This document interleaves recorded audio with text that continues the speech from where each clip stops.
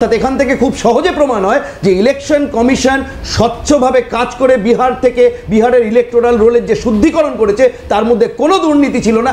কারণ যদি সেখানে কোনো দুর্নীতি থাকতো, যদি সেখানে এমন কোনো নাম থাকতো যে তিনি বৈধ ভোটার, তা সত্ত্বেও কেটে দেওয়া লিস্টে তার নাম রয়েছে, তাহলে সঙ্গে সঙ্গে তার জন্য দুটো অ্যাপিলের রাস্তা খোলা ছিল।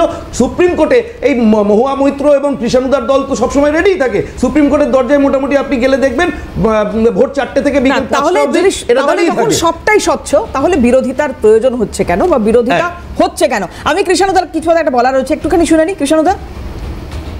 না, প্রথম কথা হচ্ছে যে ওটা বললো ও এক জায়গাও বলতে পারলো না যে আমি কি ভুল তথ্য দিলাম। এক, দুই হচ্ছে আমি যে তালিকাটা দিলাম এটা নির্বাচন কমিশনের ফাইনাল লিস্ট, বিহারের তালিকা কতজন ফরেনার। তৃতীয় যে বলছে না শেষে যে ইলেকশন কমিশন তালিকা ঝুলিয়ে দিয়েছে, একদমই নয়।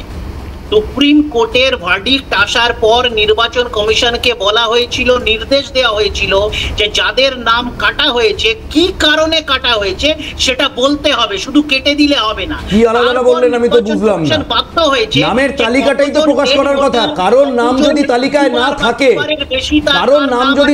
না থাকে, তিনি সেটা নিয়ে শব্দ করবেন না। আপনারা তো বসেই থাকেন সেটা নিয়ে চিৎকার করার জন্য। আপনারা কি তাহলে সেই তালিকাটা কৃষ্ণদা, আপনারা সেই তালিকাটা দেখেননি? আপনারা যে তালিকাগুলো ঝুলিয়ে দেওয়া হয়েছিল ওয়েবসাইটে দেওয়া হলো, আপনারা সেই তালিকাগুলো দেখলেন না? আপনারা দেখেছেন, আপনারা তন্ন করে খুঁজেছেন, আপনারা সেখানে কোনো বৈধ ভোটার পাননি যে যার নাম ইলেকশন কমিশন কেটে দিয়েছে। তাই আপনারা কোর্টে যেতে লজ্জা পেয়েছেন, আপনারা কোর্টে যাননি, আপনারা মুখ চুন করে বাড়িতে চলে গেছেন। আপনাদের কোনো দাবি ধোপে টেকেনি। সত্যটাকে স্বীকার করুন। যদি সেখানে সেরকম নাম থাকতো আপনারা কোর্টে যেতেন কি যেতেন না? দাদা প্লিজ আসবো, একটা ব্রেক নিতে হবে আমাকে। আমি কৃষ্ণদা আসবো।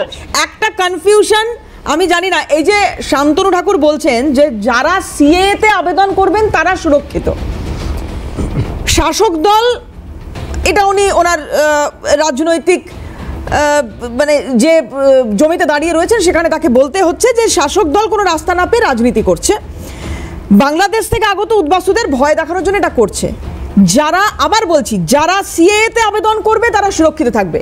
আমার যে কনফিউশনটা তৈরি হচ্ছে, আমি কেন বলছি কথাটা, একটা ব্রেক নেব, ফিরে এসে শান্তনু ঠাকুর ঠিক কি বলেছেন, তার পাল্টা কুণাল ঘোষ কি বলেছেন দেখাবো, দেখিয়ে আমি সন্দীপাদি এবং আজিজুলদার কাছে আসব। কেন এই কথাটা তাহলে এখানে বলতে হচ্ছে শান্তনু ঠাকুরকে? মতুয়া সম্প্রদায় তারা কি এইখানে দাঁড়িয়ে আতঙ্কে রয়েছেন? কোনো সমস্যার তৈরি হতে পারে আগামী সময় তাদের জন্য? জানি না কি হবে, এরকম কিছু একটা চলছে। কিন্তু সাধারণভাবে আমরা যতদূর জানি, যারা সিএতে অ্যাপ্লিকেশন করবেন তারা সুরক্ষিত থাকবেন, এটা আমাদের সম্পূর্ণ একটা ধারণা। এবং ইলেকশন কমিশনের সাথে ডেলিগেটসরাও কথা বলেছে। তো সেখানে স্বাভাবিকভাবেই শাসক দল আর কোনো রাস্তা না পেয়ে আজকে এই বাংলাদেশ থেকে যারা উদ্বাস্তু মানুষ এসছে এদের ভীত সন্ত্রস্ত করে রাখার জন্যে এরা বিরাটভাবে উদ্যোগী হয়েছে। থেকে বেশি ক্ষতি হতে চলেছে মতুয়া সম্প্রদায়ের, সেটা বুঝে গেছেন শান্তনু ঠাকুর।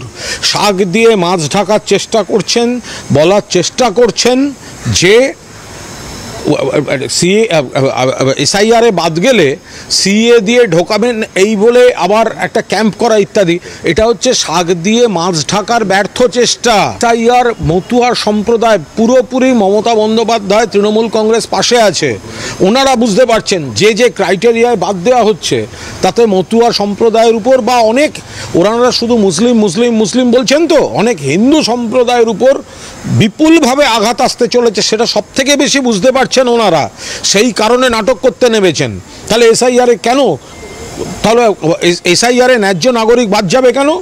তাহলে এখন থেকে এসআইআরে ন্যায্য নাগরিক বাদ যাবে কেন? আসামের বিষয় বুঝলাম, আলাদা বিধি রয়েছে, কিন্তু এখানে যেটা শান্তনু ঠাকুর বলছেন সিএ তে আবেদন করবে তারা সুরক্ষিত থাকবে। সন্দীপাদি, আমি এতক্ষণ ধরে বিজেপি এবং তৃণমূলের কথা শুনছিলাম, শুনে আমার ছোটোবেলার একটা খেলার কথা মনে পড়ে গেল। কুমিরডাঙ্গা আমরা খেলতাম, যে জলে কুমির ডাঙায় বাঘ।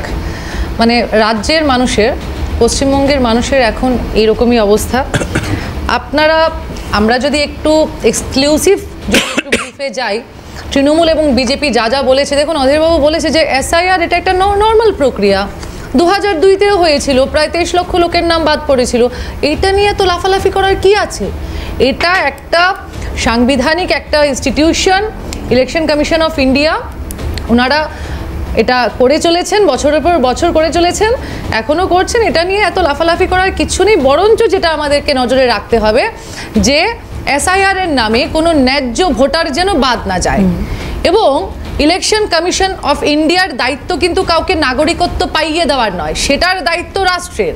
ইলেকশন কমিশন অফ ইন্ডিয়ার দায়িত্ব হচ্ছে না ভোটার লিস্টে নাম ঢোকানো, ভোটার লিস্টে নাম ঢোকানো এবং যেই যেই ক্যাটাগরিতে গিয়ে নামগুলো বাদ দিতে হয় সেই ক্যাটাগরি, যেরকমভাবে আপনার জন্ম তথ্য হতে পারে, স্যাম্পল রেজিস্ট্রেশন সিস্টেম যেটাকে আমরা SRS বলি, সেটার মৃত্যু হার, বয়স ভিত্তিক বেঁচে থাকার প্রবণতা, গড় আয়ু, কেউ যদি স্থানান্তরিত হন, সেগুলোর উপর ভিত্তি করে নাম যা বাদ যাওয়ার যাবে কিন্তু অন্তর্ভুক্তি করা হয়।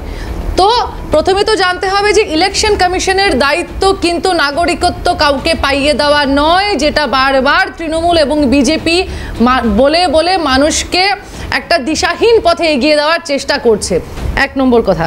2 নম্বর কথা হচ্ছে 2002-এর কথা যখন বলছিলাম SIR হলো, তখন কিন্তু এই রাজ্যে ভোটার সংখ্যা ছিল 4,96,00,000। আজকের দিনে দাঁড়িয়ে 2025-এ দাঁড়িয়ে সেটা 7,63,00,000 হয়েছে, মানে 66% বেড়ে গেছে যদি আমরা পরিসংখ্যান দেখি। কিন্তু এই 2002-এর SIR এর পর 2004-এ নির্বাচনের দিক দিয়ে যদি মানে সেটাকে যখন মানে ইলেকশন কমিশন অফ ইন্ডিয়া সেটার উপরে যখন বিশ্লেষণ করা শুরু করলো এবং 2024-এর অগস্ট মাসে 2024-এর যে নির্বাচনটা হলো লোকসভা নির্বাচন, সেটার উপর ভিত্তি করে পশ্চিমবঙ্গের ভোটারের কি একটা আনুপাতিক হার হতে পারে, আনুমানিক কতজন হতে পারে, সেটা যখন বের করলো তখন দেখা গেল, আশ্চর্য হয়ে যাবেন আপনারা, 6,57,06,879 জন আনুপাতিক হওয়ার কথা ছিল সেই ডেটা অনুযায়ী, কিন্তু হয়েছে কতজন জানেন? 7,61,24,780, মানে প্রায় 1,04,17,931 জন অতিরিক্ত ভোটার পাওয়া গেছে আমাদের রাজ্যে। এই তথ্যগুলো তৃণমূল দেবে না, বিজেপি দেবে না, এগুলো কংগ্রেস থেকে পাবেন। এই অতিরিক্ত যে এক্সট্রা 2AB-র মতন, এই এক্সট্রা 1.5 লক্ষের মতো, প্রায় 1.5 লক্ষের মতো যে ভোটার পাওয়া, 1.5 কোটির মতো ভোটার পাওয়া গেছে, ওরা কোত্থেকে এসছে? উড়ে এসে জুড়ে বসেছে তার মানে।